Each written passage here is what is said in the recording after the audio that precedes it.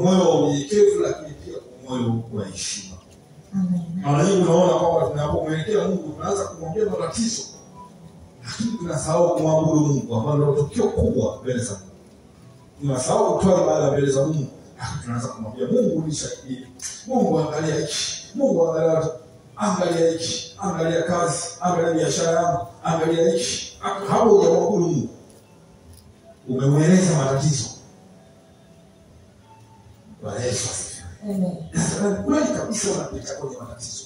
Ni kweli kabisa biashara yako au katika shughuli au katika hiki au katika kile au kweli. Bwana Yesu asifiwe. Lakini ibada ya maombi ya kweli inatakiwa kuanza kwa ibada bila kutaja mahitaji.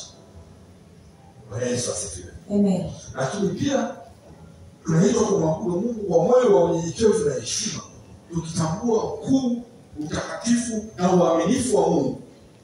Amen. Hii ndio msingi wa maombi ambayo Mungu anayasikia na kuyajibu. Amen. Sasa vipengele muhimu vya kuanzia maombi ya ibada, yaani sio tu maombi, unaingia kwenye maombi unaanza kutaja matatizo. Bwana Yesu asifiwe. Amen. Hivi ni vipengele vya muhimu. Cha kwanza ni kutambua ukuu wa Mungu kama muumba. Kutambua ukuu wa Mungu kama muumba. Hakuna mwanadamu ambaye ni muumba. Kwa shetani hajaumba mbingu.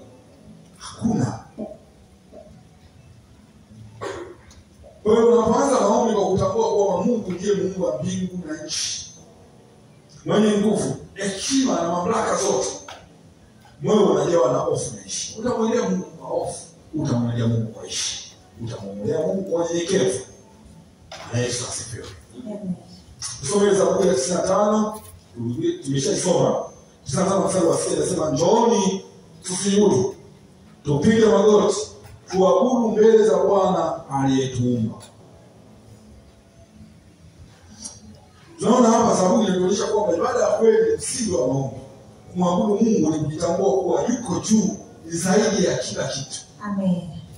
Tusipomwabudu tunamuona Mungu ni wa kawaida. Bwana Yesu asifiwe. Amen. Lakini tunapoamua kumwabudu Mungu tunaamini kwamba Mungu yuko juu zaidi ya kila kitu.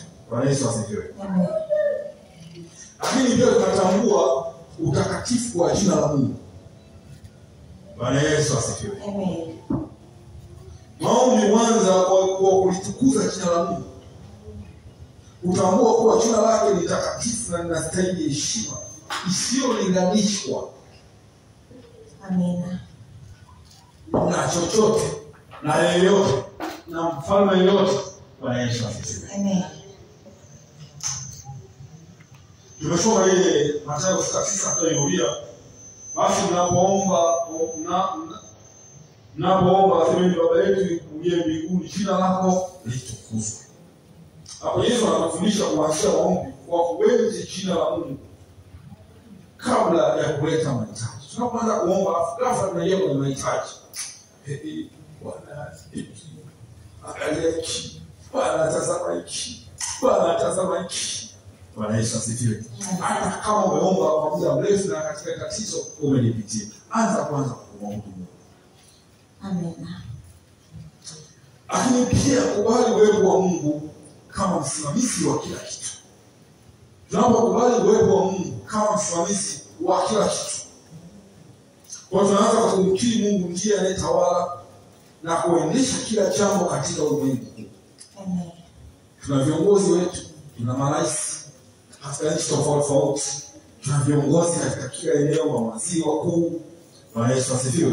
Na viongozi mbalimbali mpaka ngazi ya chini ya vijiji na vitongoji. Lakini wale wote Mungu yuko juu ya kila kitu. Amen. Unapotambua kwamba unapokubali uwepo wa Mungu kama msimamizi wa kila kitu, kwa hili itakupa unyenyekevu na imani kwa maombi yako. Amen. Soma Zaburi ya 103 ule mstari wa 19. Tusome hiyo. Zaburi ya 103 mstari wa 19.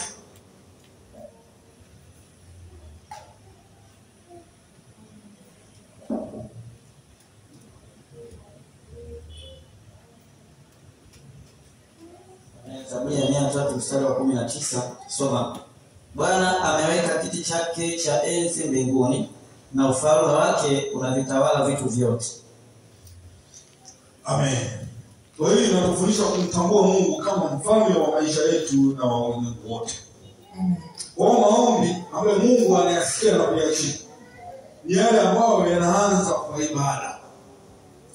Ibada ya kweli na kumheshimu Mungu na kumkubali kama mwenye mamlaka na utakatifu. Ibada hii inabadilisha mtazamo wetu na kutuwezesha kuomba kwa moyo ulio wazi na unyenyekevu na wa imani. Sasa katika lugha ya Kiebrania neno hili abudu ina maana gani au sujudu? Haya maneno mawili, sujudu abudu. Mwingine anasema ninaabudu na sujudu, kikweli ya sujudu. Bwana Yesu asifiwe. Kwa maana na muktadha wa neno jinsi lilivyo Biblia. Tunaposema sujudu ina maana ya neno la Kiebrania kutokana na neno touch. Ina maana ya kubonyea chini, kupiga magoti kwa heshima kubwa. Kwa sababu kubonyea chini lakini bado hauonyeshi heshima kubwa. Bwana Yesu asifiwe. Kwa hiyo ni ile hali ya kubonyea chini, kuanguka, kupiga, unaweza kupiga magoti, kalala, kwa namna ya kuonyesha heshima iliyo kubwa, inayopita heshima zote kwa Mungu. Lakini neno hili abudu, maana tutaangalia tofauti kati ya maombi na kuabudu. Bwana Yesu asifiwe. Abudu ni kutoa moyo wako kwa Mungu kwa hofu, upendo na utiifu wa kweli. Kuna haya maneno mawili. Neno abudu ni kutoa moyo wako kwa Mungu kwa hofu, upendo, utiifu wa kweli. Bwana Yesu asifiwe. Sasa tuangalie tofauti kati ya maombi na ibada. Mwingine anasema Bwana ninaomba, mwingine anasema nafanya ibada. Sasa haya maneno mawili tuangalie tofauti yake. Kumbuka bado niko kwenye kipengele cha kwanza cha nini maana ya maombi. Na leo somo litakuwa refu kidogo, lakini yeye tutikike katika kuelewa, kwa sababu maombi ni msingi wa maisha. Ndiyo yanayofungua milango ya mbinguni. Yesu asifiwe. Tofauti kati ya maombi na ibada. Maombi ni kusema na Mungu. Kwa maombi ni tendo la kuwasiliana na Mungu, ambapo mtu kuomba anaweza kaa naomba msaada au kuomba msamaha au kushukuru, yote ni maombi. Au inaweza ni sehemu moja ya ibada. Hii maombi ni sehemu moja au ni sehemu ya ibada. Lakini maombi yenyewe ni mchakato wa kuleta mahitaji, hisia au mazungumzo mbele za Mungu. Maombi yanaweza kuwa ya maneno, lakini pia maombi yanaweza kuwa yanatoka ndani ya moyo wako. Lakini pia maombi yanaweza kuwa hata umekaa kimya hivi, lakini maombi. Kwa hiyo yamejengwa katika mazungumzo kati ya mtu na Mungu. Tuangalie ibada ya Mungu. Amekuwa naangalia nini maana ya maombi. Ibada ni kujitoa mbele za Mungu. Ibada ni tendo pana zaidi kuliko maombi. Ibada ni tendo pana zaidi ambalo linajumuisha zaidi ya maombi pekee. Ni kujitoa kabisa kwa moyo na roho yako kwa Mungu. Ni kujitoa mzima. Ibada ni kumtukuza Mungu, kumwabudu kwa heshima na unyenyekevu na kumtumaini kwa dhati. Ibada inaonyesha moyo wa kumwabudu Mungu, si tu kusema maneno ya maombi. Ibada ni msingi wa maombi yenye nguvu na yenye maana mbele za Mungu. Tumeona hiyo katika Zaburi 95, tusujudu, tupige magoti, tuyasoma 95:6, tunaona na Mathayo 6:5. Wakati wa maombi msifanye kama wengine wanavyofanya. Bwana Yesu asifiwe. Kwa Yesu anakemea maombi yasiyokuwa na ibada ya kweli, yanayofanywa kwa kuonyeshwa hadharani bila moyo wa unyenyekevu na ushirika. Bwana Yesu asifiwe. Amen. Kwa hiyo maombi ni sehemu ya ibada, lakini ibada ni zaidi ya maombi. Maombi ni sehemu ya ibada, lakini ibada zaidi ya nini? Ya maombi. Maombi bila ibada huweza kuwa matamshi tu, bila ushirika wa kweli na Mungu. Ibada ni msingi, na msingi wa maombi yenye nguvu na yenye maana. Na kufanya kuwasiliana na Mungu kwa moyo wa unyenyekevu na ibada. Amen. Tusome tuangalie mifano sasa. Nehemia 9:6. Tuangalie maombi ambayo ndani yake yana ibada ya koje. Kitabu cha Nehemia sura ya 9:6. Ezra akasema, wewe ndiwe Bwana, wewe peke yako. Wewe ulifanya mbingu na mbingu za mbingu pamoja na jeshi lake lote, dunia na vyote vilivyomo, bahari na vitu vyote vilivyomo. Nawe unavihifadhi vitu hivi vyote, na jeshi la mbinguni la kusujudu wewe. Hapa tunaona kabla ya Nehemia kuomba toba au msaada, alianza kwanza kumtukuza Mungu kwa uumbaji wake na ukuu wake. Na sisi katika maombi tuanze kwanza kumtukuza Mungu. Tuoneshe nani ambaye atafanya leo katika maombi yake. Yesu asifiwe. Tusome Ufunuo 4 mstari wa 10 na 11. Hapa tunaangalia maombi yenye ibada. Ufunuo 4 mstari wa 10 mpaka wa 11.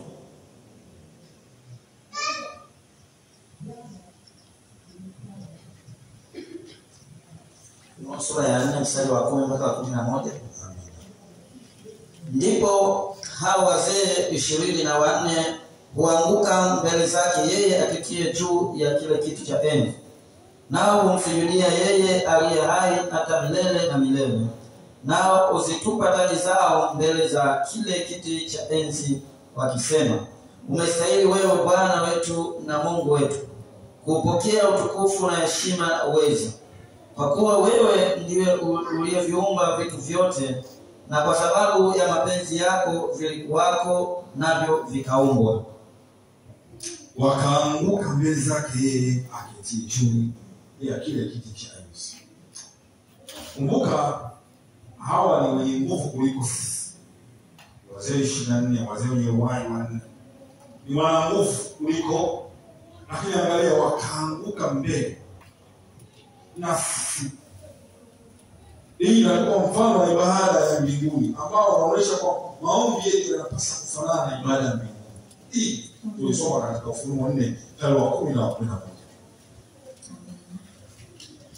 Hebu sasa tujiulize, tunapomwendea Mungu kwa maombi, tunaanza kwa ibada moja au moja kwa moja tunaingia kwenye maombi ya mahitaji? Ile moyo wako unamshukuru na kumtukuza Mungu hata kabla hujapokea jibu. Unaanza kumshukuru katika ile jambo ambalo ulifanya, unaanza kumshukuru Mungu. Asante Bwana na ndio umetenda. Amen. Bwana Yesu asifiwe. Amen. Kwa tunaanza kumshukuru Mungu.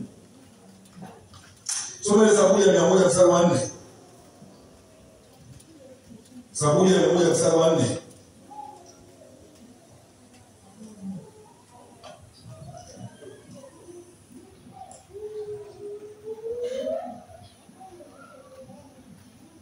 Amen. Tutasoma kitabu cha Zaburi sura ya 100 mstari wa 4.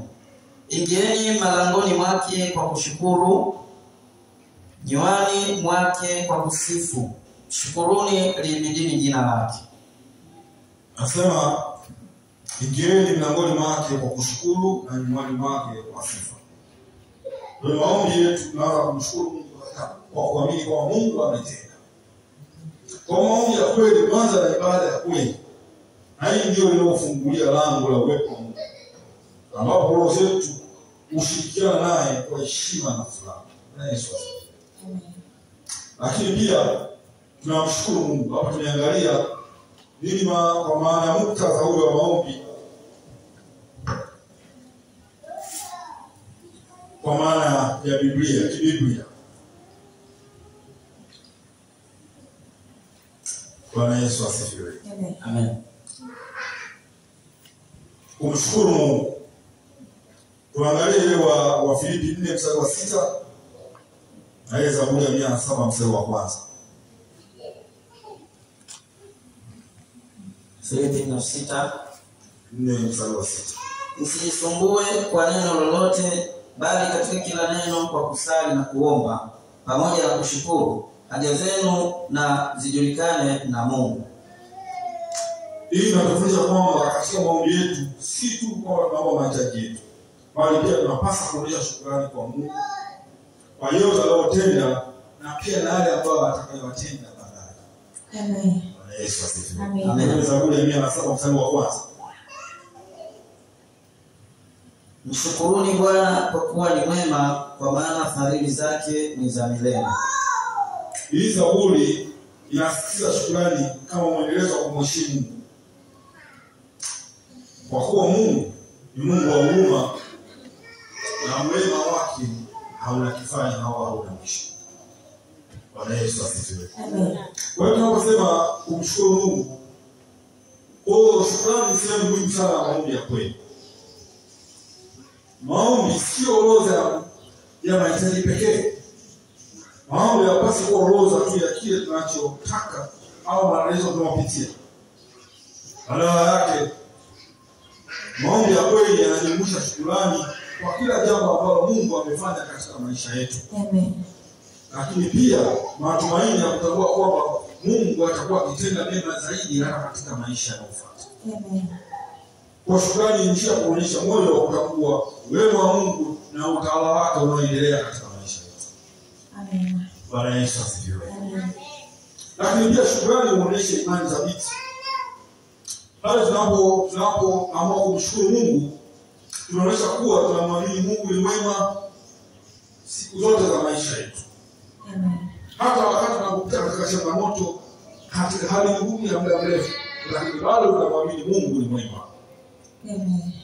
Tunaamini siku moja hizo changamoto zitapita. Amen. Na hii imani isiyotegemea mazingira ya hali tunayopitia, bali ni kutegemea uaminifu wa Mungu. Amen. Bwana Yesu asifiwe. Kwa shukrani inatufundisha kumtegemea Mungu hata wakati tunapoona changamoto au tunapokutana na shida. Amen. Tumesoma katika hiyo Wafilipi 4:6, msisumbuke kwa neno lolote.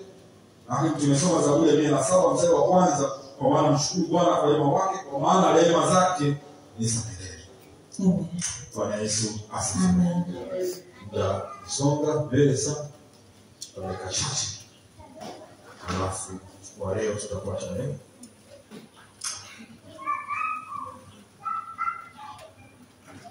Bwana Yesu asifiwe. Amen. Tuangalie tena katika hizi lugha za asili.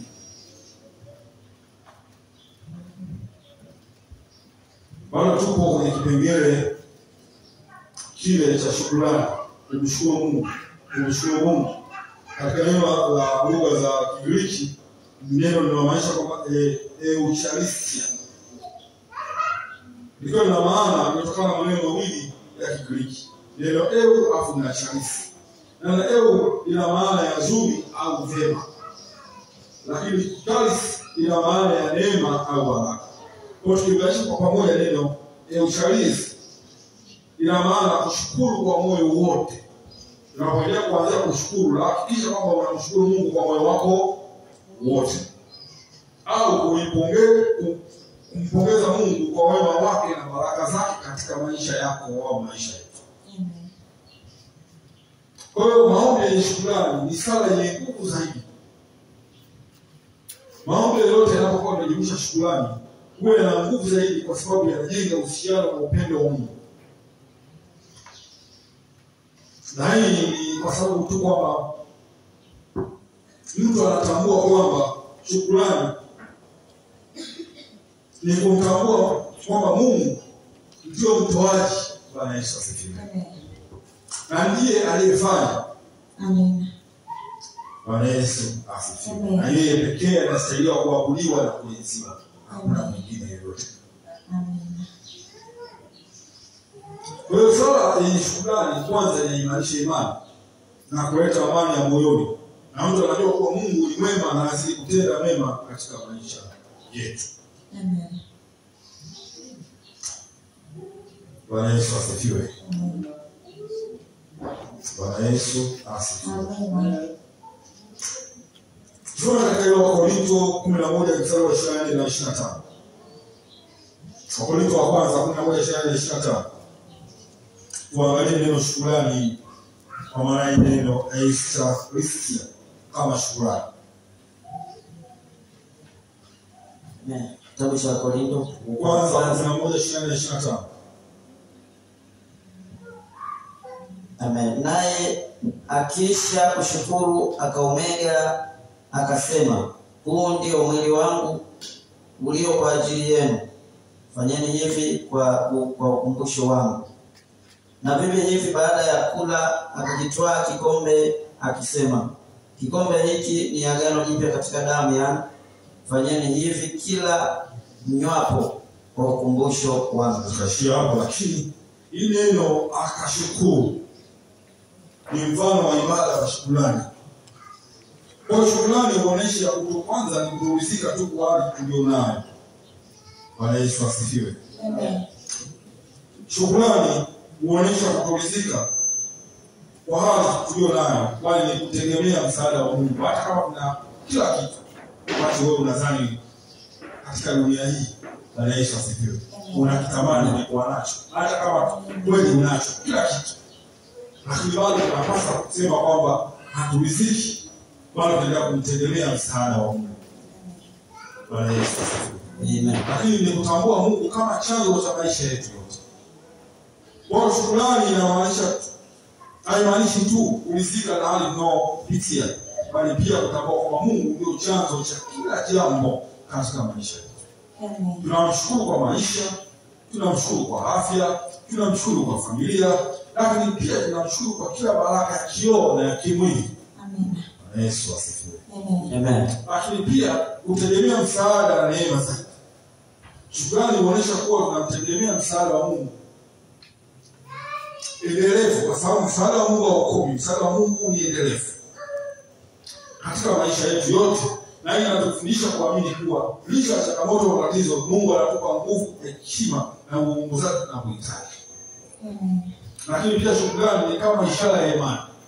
Tunapomshukuru Mungu, tunafungua mioyo yetu kwa kuendelea kuomba utegemezi zaidi na kuonesha kutegemea kwa imani isiyoyumba hata pale tunapopita katika majaribu au katika magumu.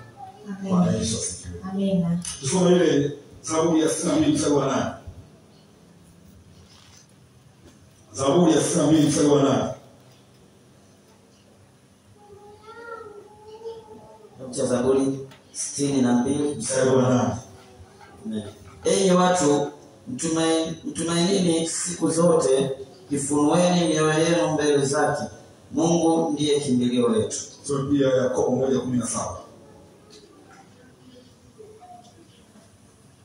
Yakobo 1:17. Yakobo 1:17. Kila kutoa kuliko kwema na kila kitolewacho kilicho kamili kutoka juu hushuka kwa Baba wa mianga, kwake hakuna kubadilika wala kivuli cha kugeuka. Amen. Sasa tuangalie, tunamalizia na tunasema nataka nitaacha kidogo tu cha kusoma mrefu alafu tuende mtiririko. Bwana Yesu asifiwe. Amen. Tusome mifano ya maombi ya shukrani katika Biblia. Tuone hiyo Luka 17 sura ya 17 mstari wa 15 na 16. Luka 17 mstari wa 15 na 16. Maombi ya shukrani. Na mmoja wao alipoona kwamba amepona, alirudi huku akimtukuza Mungu kwa sauti kuu. Akaanguka kifudifudi miguuni pake, akamshukuru, naye alikuwa Msamaria. Amen. Huyu tunaona ule ni mmoja tu kati wale 11 Yesu aliwaponya. Mmoja peke yake. Akarudi kutoa shukrani na kuonyesha umuhimu wa moyo wa shukrani katika maombi. Lakini tunaona Yesu akasema kuponywa watu 10, wale 9 wako wapi? Kwa tunaona hata hapa Yesu anatufanyia mambo mengi. Tunapaswa kumshukuru Mungu hata kwa maneno yetu. Bwana Yesu asifiwe. Amen. Bwana Yesu asifiwe. Unapoingia katika maombi, mwambie Mungu, Mungu umenitendea hiki. Mungu yako mambo mengi sana na kushukuru. Bwana Yesu asifiwe. Amen. Unapoanza kuonyesha uwepo wa Mungu, Mungu anatenda, kwa sababu Mungu anakaa katika sifa. Bwana Yesu asifiwe. Zaburi ya 100 mstari wa 4. Hii tulishaisoma, tuiache. Ingieni mlangoni mwake kwa shukrani na nyumbani mwake kwa sifa. Mshukuru na mwimbieni sifa. Sasa tafakari hapo. Unapokuwa unaomba, unajumuisha shukrani kwa Mungu kwa baraka ulizopata na za siku siasa unapoingia kwenye maombi.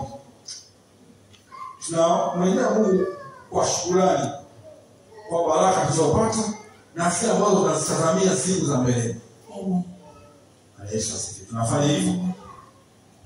Je, moyo wako unasimama na kutathmini wema wa Mungu hata wakati wa changamoto? Bado utaanza. Ayubu alifika, mke wake anamwambia, "Sikufuru Ayubu, wewe ufe uende zako." Katika ile Ayubu moja na kuendelea, tunaona Ayubu anasema akatathmini. Akasema, "Je, tupate mema tu kwa Bwana na tunapopata mabaya tumwache Mungu?" Akasema hapana. Hata tunapopata mabaya bado Mungu atabaki kuwa nani? Kwa hiyo maombi ya shukrani ni njia ya kuimarisha uhusiano wetu na Mungu, unaoleta amani ya moyo hata katika siku. Amen. Msomaji wa Wathesalonike 1:5 anasema, "Shukrani katika kila jambo, maana hiyo ndio mapenzi ya Mungu katika Kristo Yesu na kwa ajili yetu." Bwana Yesu asifiwe. Amen. Bwana Yesu asifiwe. Amen. Sababu usoma mrefu, naomba tutamaliza ili bado ni mrefu. Amen. Amen. Kusema tuendelee kuchoka. Somo mrefu. Natamani tuimalize walau tutachukua karibu mwezi. Kama tukienda vizuri tutaenda kama mwezi. Tukienda dogo tutaenda zaidi. Bwana Yesu asifiwe. Amen. Lakini lengo baada ya hapa tutakuwa tumeelewa na tutakusoma mbele za Mungu. Tutakuwa tunajua nini maana ya maombi na Mungu ni nani. Bwana Yesu asifiwe. Amen. Basi kwa miguu